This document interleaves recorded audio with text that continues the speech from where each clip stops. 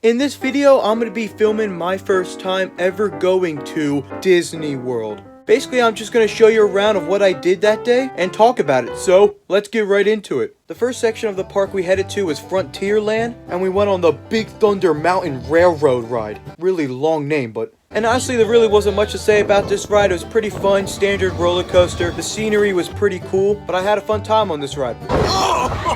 Man, it like jerks you all around. Then we headed to what was probably my favorite ride in the whole park, Splash Mountain. Let me just tell you, this ride is really long. It's definitely worth the wait, from just like the length of the ride, the scenery, the animatronics in the ride. Really good shows on. Like, they make the animatronics almost look realistic in a way. And they would never do it like that now. They have like computer generated animatronic type stuff. So that's what made it probably my favorite ride. And of course the big drop at the end, that was just awesome. You definitely get wet on that ride. But sadly, I did hear that they're talking about re-theming the ride, and they're gonna change it into Princess and the Frog. The reason they want to re-theme it is because the ride is based off a Song of the South, which Disney hides nowadays. Honestly, if they want to put a Princess and the Frog ride, that's fine. But what about you put it somewhere else? Really, where I think they should put it is the next place we went to, Tom Sawyer's Island. Tom Sawyer's Island is basically nothing. You just walk around on an island and that's it. It's really small, there's really nothing to look at. What parents wants their kids just roaming around free for them to get lost? And in the end, there's really nothing for the kids to find anyway. So we got off this island and headed to Adventureland. The first ride we went on was Pirates of the Caribbean. This is another ride where I really don't have much to say. I mean, what do you expect? It's a good ride. The animatronics, as always, are incredible. It's crazy how realistic they can get them to look. Fun ride? Cool. After that, we went on Swiss Family Treehouse. You walk around in a cool treehouse. Great sights, fun to walk around. That's basically it.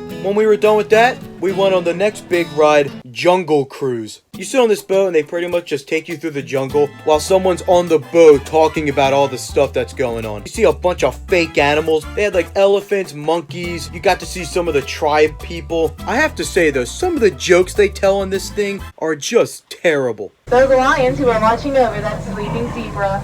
Wait a minute, that zebra looks dead. Dead, tired? Let's keep moving and let him rest.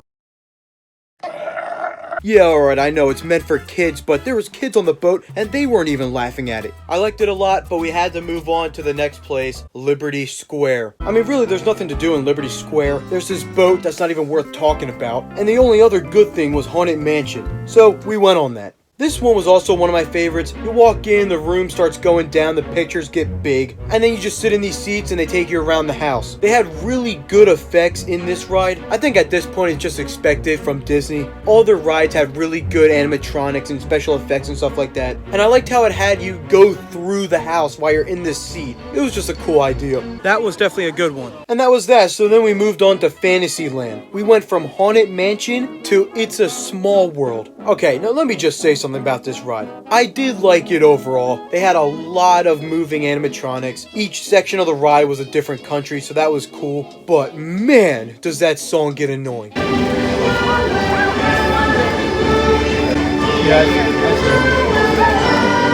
They play It's a Small World throughout the entire thing. I was going crazy by the end of the ride.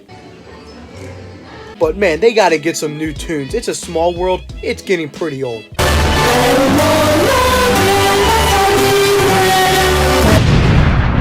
So we had to get away as fast as possible from It's a Small World, and we went on Peter Pan's Flight. Now, I just thought this was going to be another generic ride where you go through and you see stuff from the movie. And it was that, but the difference was they have you going up like you're flying in the ride. We're flying! It really does make you feel like you're flying through the city. And you got to see all the stuff down below and all. They didn't have to do it like that, but they did. And that's what makes it interesting and fun to ride. Racer! Right after Peter Pan, we went on Under the Sea ride. Basically kind of the same thing as Peter Pan. You sit in the seat, you go around, you see scenes from the movie. What do you expect by now? Animatronics are fantastic. It was good. It's really what you would expect. So we went on those two rides, then we took a little break on METÀ Party. Here's me just going crazy. got off that and went on Seven Dwarfs Mine Train. I'm gonna admit, this was the first one I was a little disappointed in. First of all, like I mentioned before, all the animatronics on this ride are digitally computered or whatever. Second, the ride is really short. It's like literally 2 minutes and you're done. And then right at the end, you probably will miss it. You can see Snow White at the end. But it literally goes by so quick and she's like hidden in this building, you probably would miss it. It looks like it was just rushed in there and they wanted to have a Snow White ride somewhere. Right after that one, we headed on to the Winnie the Pooh ride. Basically the same as Little Mermaid and Peter Pan. You go through, they take you through the scenes. Fun, cool. That is literally all I can say. Winnie the Pooh! So that was it for Fantasyland. That means we only have one place left to go. Tomorrowland. This place was probably my favorite looking place. I love how it was trying to be like futuristic but in the 70s. The first ride we went on in here was Space Mountain. You have to walk through this 10-mile long queue just to get on the ride, but after you do that, it is worth it. The ride is pretty much completely pitch dark, so you can't see anything, which I thought made it better, and it goes fast. It is definitely the fastest roller coaster at the park.